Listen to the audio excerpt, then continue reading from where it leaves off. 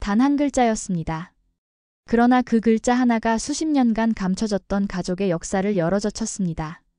묘비 아래 적힌 낯선 문양 하나가 사라진 이름을 되찾고 잃어버린 조국의 품으로 향하는 여정이 되리란 건 아무도 상상하지 못했지요. 이 영상은 단순한 과거 찾기가 아닙니다. 잊혀진 이름과 지워진 민족의 기억을 되찾아가는 이야기입니다. 영상 시청 전 구독과 좋아요는 큰 힘이 됩니다. 이제 이야기의 문을 열어보겠습니다. 제1부 잊힌 한 글자, 되살아나는 기억의 문. 여러분은 고려인이라는 이름을 들어보신 적이 있나요? 아마도 한국사 시간에 잠깐 언급되었던 1937년. 스탈린의 강제이주 정책에 따라 연해주에서 중앙아시아로 쫓겨난 조선계 사람들로 기억하실지도 모르겠습니다. 하지만 저에게 고려인이란 단지 역사책에 적힌 용어가 아니라 제 삶의 시작점이자 정체성을 찾아가는 단서였습니다. 이름 하나, 사진 한 장조차 남기지 않은 채 사라진 가족의 역사 속에서 단 하나 존재했던 증거 바로 아버지의 묘비에 새겨진 한 글자였습니다. 제 이름은 일리아나 이스카코바입니다. 카자흐스탄의 서쪽 끝, 러시아 국경과 인접한 도시 우랄스크에서 태어났습니다. 이곳은 고려인의 발자취가 자취처럼 스며든 도시였지만 정작 저에겐 그 흔적이 명확하게 다가오지 않았습니다. 제 외모는 카자흐도 러시아도 아니었고 한국인의 전형적인 모습이라고 하기에도 애매했습니다. 어릴 적 친구들은 저를 향해 이렇게 물었습니다. 너 한국 사람이야? 왜 이름이 카자흐식이야? 북한에서 왔어? 그 질문에 저는 어김없이 대답했지요. 우린 고려인이야. 옛날에 연해주에서 쫓겨난 조선 사람들이지. 하지만 그건 어디선가 주워들은 말일 뿐이었습니다. 어머니도 아버지도 고려인이라는 설명 외엔 아무것도 자세히 말해주지 않았습니다. 집에서는 한국어도 쓰지 않았고 전통 문화도 경험해 본 적 없었습니다. 저희 가족의 뿌리는 마치 나무에서 뽑혀나와 흙에 묻히지도 못하고 바람에 떠도는 뿌리처럼 설명할 수 없는 공백뿐이었습니다. 아버지는 제가 5살이 되던 해에 심장마비로 세상을 떠나셨습니다. 유년기의 기억 속 아버지는 늘 정장을 깔끔하게 입고 있었고 말수는 적었지만 깊은 눈빛을 가진 분이었습니다. 하지만 아버지의 인생에 대해 저는 그 어떤 이야기도 들을 수 없었습니다. 제 기억에 남은 유일한 장면은 아버지의 묘지에서였습니다. 우랄스크 외곽의 오래된 공동묘지, 그 한 귀퉁이의 작은 언덕 위에 있는 검은 대리석 묘비.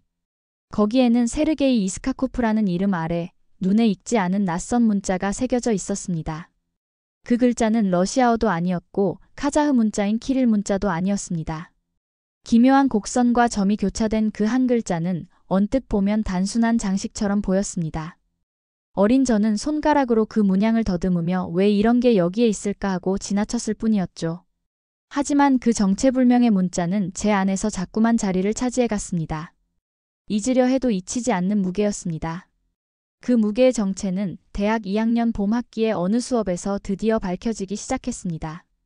알마티 국립대에서 수강한 동아시아 문자와 문화라는 교양 수업에서 교수님이 한 슬라이드를 띄우셨습니다. 중국, 일본, 한국의 전통 문자 예시 중 하나에서 제 시선이 딱 멈췄습니다. 제 심장이 멎을 것 같았습니다. 화면 속 그 글자는 아버지 묘비에 새겨져 있던 그것과 똑같았습니다. 글자의 곡선, 점의 배치, 흐르는 결까지 완벽히 같았지요. 수업이 끝나자마자 교수님을 찾아가 물었습니다. 저 글자는 뭐예요? 교수님은 무심하게 대답하셨습니다.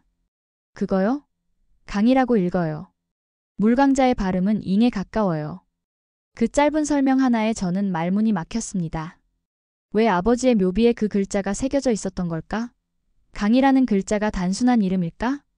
아니면 감춰진 무언가의 상징일까?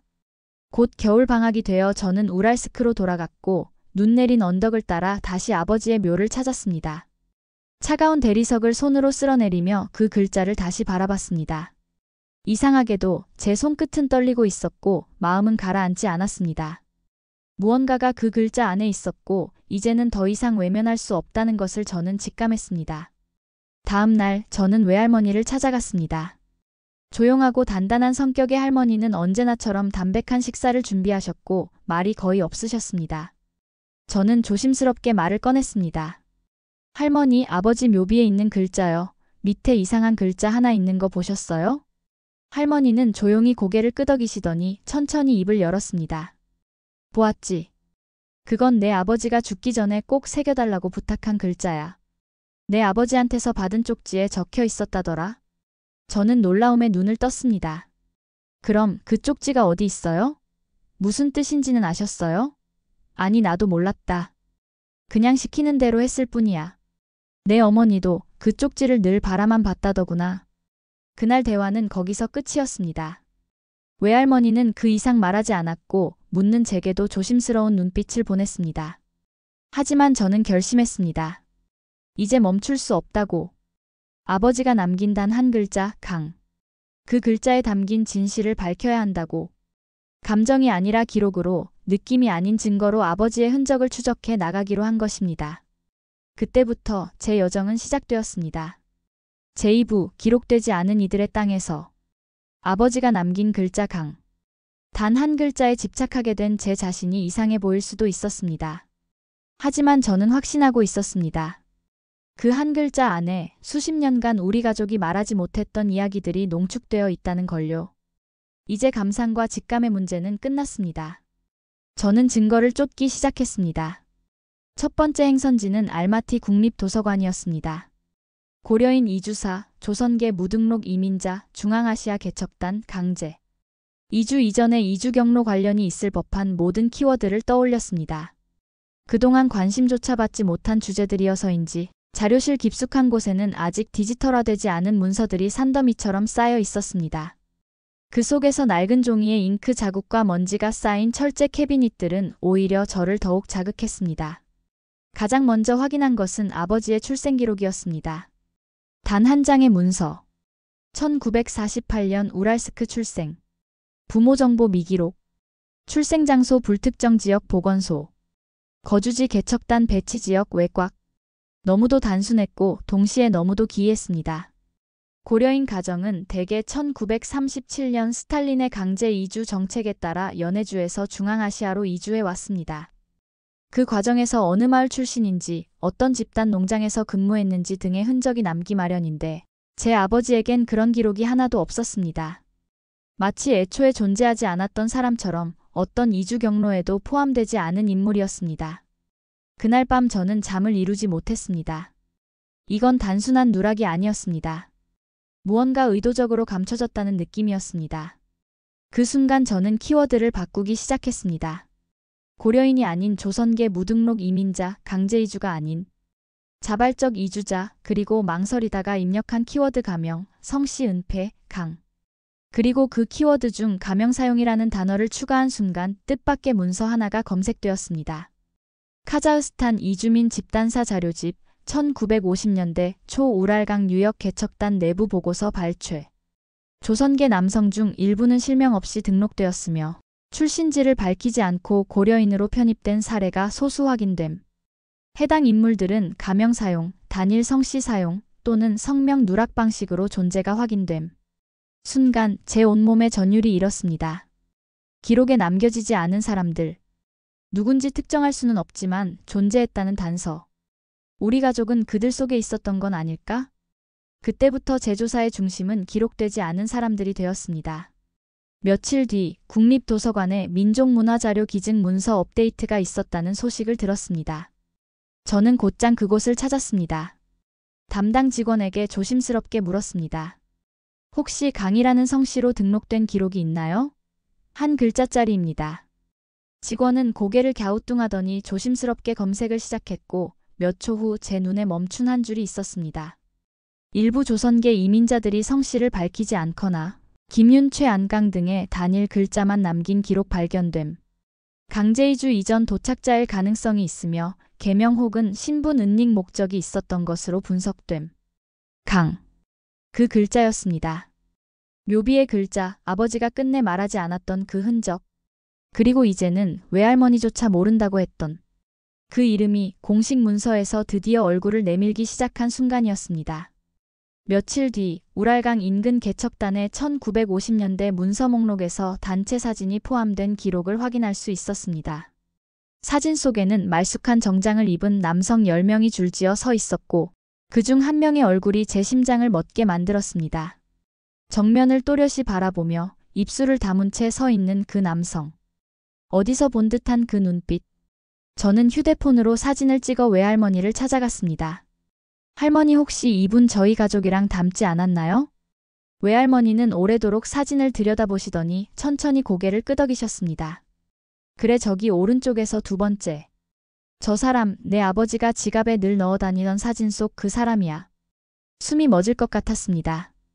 아버지의 지갑 속에 평생 품어두었던 얼굴. 그 누구에게도 말하지 않고 단 하나의 사진으로 남겨두었던 사람. 그 사람과 우리 가족 사이엔 분명히 말할 수 없는 연결이 존재했던 것입니다. 사진 속의 남자는 말이 없었습니다. 하지만 그 어깨선, 손의 위치, 그리고 눈빛 하나하나가 말하고 있었습니다. 나는 존재했다. 그리고 끝내 이름 없이 사라졌다. 그날 이후 저는 더욱 매달렸습니다. 이제 단순한 가족사 찾기가 아닌 존재 증명의 문제가 되어버렸기 때문입니다. 그러나 더는 카자흐스탄에서 확인할 수 있는 기록이 많지 않았습니다. 자료는 대부분 1937년 이후의 강제이주자에만 초점이 맞춰져 있었고 그 이전 기록은 불완전하거나 누락이 심했습니다. 그래서 방향을 틀었습니다. 한국이었습니다. 조국이라는 말조차 익숙하지 않았던 나라였지만 어쩐지 그쪽으로 가야 할 것만 같았습니다. 그곳에 그 이름의 조각이 남아있을 것만 같았습니다. 제3부 지워진 이름, 지켜낸 조국. 이제는 한국에 가야 해. 그날 밤 저는 비행기표를 예약했습니다. 누군가는 그것이 단순한 여행이라 여길지도 모릅니다. 하지만 저에겐 이름 하나를 찾아가는 여정이자 아버지의 말하지 못한 유산을 되짚는 순례였습니다. 인천국제공항에 도착했을 때 제 마음은 묘하게도 두 가지로 갈라져 있었습니다. 하나는 낯선 땅을 밟는 이방인의 설렘. 그리고 또 하나는 어쩐지 너무도 익숙한 고향의 기억. 마치 오래전에 떠났던 어딘가로 돌아온 듯한 기분이었지요. 서울 종로에 위치한 독립운동 기념관이 제 첫 행선지였습니다. 민족사 연구소에서 저와 연락을 주고받던 김 선생님이 저를 기다리고 계셨습니다. 이스카코바님, 먼 길 오시느라 고생 많으셨습니다. 이쪽으로 오세요. 아마 이 방을 보시면 많은 생각이 드실 겁니다. 그가 안내한 문을 열자 벽면을 가득 채운 흑백 사진들과 종이 문서, 손으로 직접 쓴 일기장, 타자기. 자국이 선명한 낡은 편지들이 제 눈앞에 펼쳐졌습니다. 그리고 그 가운데 저는 아버지 지갑 속 사진 속 그 사람을 발견했습니다. 사진 속 중간열. 두 손을 조심스럽게 모으고 정면을 바라보던 그 남자. 표정은 단호했지만 눈빛은 따뜻했습니다. 그는 진짜 존재했던 사람이었습니다. 이분은 1939년 독립운동 단체 광야회의 핵심 인물이었던 강세훈 선생입니다. 일본의 감시를 피해 조선을 떠나 카자흐스탄으로 망명한 것으로 보입니다. 김 선생님의 말이 끝나자마자 제 눈에 눈물이 고였습니다. 그가 도망친 것이 아니라 조국을 지키기 위해 떠났던 사람이었다는 사실이 저를 울컥하게 만들었습니다. 하지만 동시에 질문이 떠올랐습니다. 그런데 왜 그는 이름을 지우고 살아야 했을까요? 왜 가족에게조차 말하지 않았을까요? 김 선생님은 조용히 고개를 끄덕이며 말씀하셨습니다. 그 시절 살아남기 위해선 자신의 이름을 버리는 것이 유일한 방법이었습니다. 많은 독립운동가들이 고문을 견디다 못해 동지들의 이름을 불기도 했고 반대로 가족에게조차 자신의 정체를 숨기고 끝까지 살아남은 분들도 계셨습니다. 아마 강 선생님은 후자였을 겁니다. 자신의 이름이 누군가에게 위협이 될까 두려웠던 거죠. 그제야 저는 아버지가 왜 그렇게도 말이 없었는지, 왜 가족에게조차 아무것도 남기지 않았는지를 이해할 수 있었습니다. 그의 침묵은 두려움이 아니라 사랑의 방식이었던 것입니다. 저는 기념관 한편의 열람실로 이동했습니다. 그곳에서 강세훈이라는 이름으로 남겨진 몇 장의 문서를 볼 수 있었습니다. 그중 하나의 문장에 제 가슴이 조여왔습니다. 1940년 조선을 떠났지만 결코 조선을 잊지 않았다. 이 한 문장만으로도 제 눈앞이 흐려졌습니다. 기록은 많지 않았습니다. 언제 태어났는지, 정확히 어디서 활동했는지, 언제 사라졌는지도 명확하지 않았지만 그는 지워지지 않은 사람이었습니다. 며칠 뒤 저는 러시아 블라디보스토크 근처 연해주로 향했습니다. 누군가의 말에 따르면 그곳에는 이름 없이 독립운동을 하다 사라진 사람들을 위한 무명비가 있다고 했습니다. 기차를 타고 버스를 타고 낯선 표지판과 쏟아지는 눈발을 지나 드디어 그 자리에 도착했습니다. 신안촌이라는 곳. 20세기 초 수많은 조선인들이 목숨을 걸고 독립운동을 했던 성지 같은 장소였습니다. 그곳에는 무심하게 던져진 듯한 작은 석비 하나가 있었습니다. 손바닥만 한 돌, 조각된 이름조차 없고 단 한 문장만이 새겨져 있었습니다. 이곳은 이름을 잃은 자들을 위한 자리입니다. 그 글귀를 보는 순간 저는 그대로 무릎을 꿇고 가방에서 쪽지 하나를 꺼냈습니다. 그 쪽지엔 아버지가 남긴 마지막 말이 적혀 있었습니다. 강한 이름을 남길 수 없었다. 그 이름은 잊어야 살 수 있었고 너는 살아서 다시 그 이름을 불러주길 바란다. 눈물이 멈추지 않았습니다. 이곳에 제 할아버지의 이름이 새겨져 있어야 했습니다. 하지만 지금은 그를 기억하는 단 하나의 사람이 저뿐이었습니다. 저는 입술을 열었습니다. 그리고 또박또박 그 이름을 다시 세상에 불러냈습니다. 강세훈. 그 순간 어쩌면 그는 처음으로 진짜로 이 세상에 다시 태어났는지도 모르겠습니다. 이름이 사라졌다고 존재가 사라지는 건 아닙니다. 그 이름을 부르는 사람이 있다면 그 존재는 여전히 살아있는 것입니다. 그리고 이제 그 이름을 부르는 사람은 바로 저였습니다.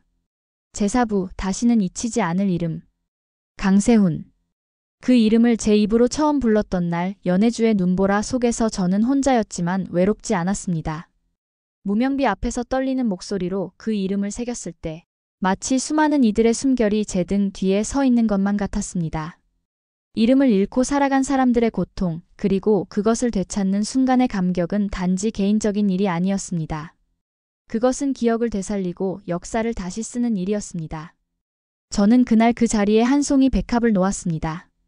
한국에서 가져온 그 하얀 꽃은 무명비 위에 조용히 올려졌고 그곳에 피어난 최초의 이름을 가진 생명이 되었습니다. 사라졌던 이름이 다시 태어나기 위한 단 하나의 꽃이었지요. 그 이후 저는 한국에 머물며 기록을 하나씩 모아갔습니다. 강세훈이라는 이름은 일부 비공개 문서 속에서, 독립운동가 명단 속에서, 그리고 해외 망명자 자료 안에서 아주 희미하게 등장했습니다. 그는 독립군 자금 운반책이었고 압록강을 넘나들며 정보와 사람을 실어나른 살아있는 통로였습니다. 하지만 1943년 모스크바를 거쳐 카자흐스탄으로 향한 기록. 이후 그의 행적은 사라졌고 이름은 공식적으로 말소되었습니다. 남은 것은 단 하나, 가족조차 몰랐던 그 한 글자의 이름뿐이었습니다. 그렇게 시간이 지나며 저는 제 삶의 이유를 다시 정의하게 되었습니다. 저는 더 이상 카자흐스탄 출신의 고려인이 아니라 이름을 되찾은 사람의 후손으로 살아가기로 결심했습니다. 그리고 그 이름이 다시는 지워지지 않게 하기 위한 일들을 시작했습니다. 첫 번째로 저는 강세훈 기념 아카이브 프로젝트를 제안했습니다. 국립중앙도서관, 민족사연구소, 독립운동기념관과 협력해 기록되지 않은 고려인 독립운동가들의 자료를 수집하고 보존하는 디지털 기록관을 만드는 일이었습니다. 그중 일부는 이미 사라진 얼굴들이었고 이름조차 남지 않은 이들도 많았습니다. 하지만 저는 알고 있었습니다. 누군가는 그 이름을 부르고 싶어 한다는 것을. 그리고 누군가는 제 아버지처럼 그 이름을 자식의 묘비에조차 감추며 평생을 살아갔다는 사실을. 두 번째는 아이들의 이름을 짓는 일이었습니다. 제 아이가 태어났을 때 저는 더 이상 망설이지 않았습니다. 이름의 무게를 두려워하지 않기로 했습니다. 그래서 저는 그의 이름을 이렇게 지었습니다. 강은하. 조용한 은혜로 흐르는 강처럼 이름 없는 자들을 위한 기도를 품은 아이였습니다. 누군가는 말했습니다. 그 이름이 너무 오래된 것 같지 않나요? 하지만 저는 부드럽게 웃으며 말했습니다. 이 이름은 오래된 것이 아니라 지금 막 살아난 이름입니다. 그리고 저는 언젠가 아이에게 말해줄 겁니다. 내 이름은 네가 태어나기 훨씬 전에 세상에 있었고 세상이 몰랐던 사람들의 이름을 담고 있다고. 너는 그 이름을 다시 기억나게 하기 위해 이 땅에 온 것이라고. 그로부터 몇 해 뒤 저는 다시 연해주를 찾았습니다. 이전과는 달리 그곳은 한층 더 단정하게 정비되어 있었고 무명비 주위에도 작은 정원이 조성되어 있었습니다. 지방문화재로 등록되면서 많은 사람들이 그곳을 찾게 되었고 무심했던 비석에 꽃을 놓고 가는 사람들도 하나둘 늘어났습니다. 그리고 그 무명비 옆 조그만 기념판이 새로 설치되어 있었습니다. 이곳은 이름을 잃은 조선 독립운동가들의 안식처입니다. 그리고 이곳에서 다시 불린 이름이 있습니다. 강세훈. 그의 후손 일리아나 이스카코바의 기록으로 되살아난 이름입니다. 저는 기념판 앞에 앉아 가만히 눈을 감았습니다. 찬 바람이 뺨을 스쳤고 하늘은 어둡지도 밝지도 않은 흐린색이었습니다. 묘하게도 제 아버지가 평소에 입던 회색 양복이 떠올랐습니다. 그리고 저는 속삭였습니다. 아버지 이제 괜찮아요. 이제 아무도 아버지를 잊지 못할 거예요. 그 말에 제 마음은 이상할 정도로 평온해졌습니다. 마치 아버지가 제 등을 가만히 두드리며 잘했어라고 말해주는 것 같았기 때문입니다. 그 후 저는 책을 썼습니다. 이름 하나로 시작된 이 여정, 강세훈이라는 이름을 찾아가는 여정. 많은 출판사에서 원고를 거절했지만 마침내 한 독립출판사가 관심을 보였고 책은 세상에 나왔습니다. 그리고 그 제목은 단 한 글자였습니다. 강. 강이라는 이름은 이제 단지 아버지의 묘비에 새겨진 글자가 아닙니다. 그건 물처럼 흐르며 이름을 잃은 자들의 이야기를 흘러가게 하는 시작점이 되었습니다. 영상의 마지막에서 저는 이렇게 말하고 싶습니다. 당신도 혹시 기억 속에서 잊힌 이름이 있나요? 그 이름을 불러주세요. 기록이 없더라도 말해주세요. 누군가의 생은 그 기억 하나로 다시 살아날 수 있으니까요. 그리고 마지막 장면에는 이렇게 새겨지겠죠. 그 이름 더는 잊히지 않도록, 그 피 더는 흐르지 않도록 우리는 불러야 합니다. 지워진 모든 이들의 이름을. 오늘의 이야기 끝까지 함께 해주셔서 감사합니다. 이 이야기가 여러분의 마음에 작은 울림이 되었다면 좋아요와 구독은 큰 힘이 됩니다. 그리고 댓글로 여러분의 생각도 들려주세요. 우리가 함께 기억해야 할 이름이 있다면 그 이름을 오늘 함께 불러보는 건 어떨까요? 다음 이야기에서 다시 뵙겠습니다. 감사합니다.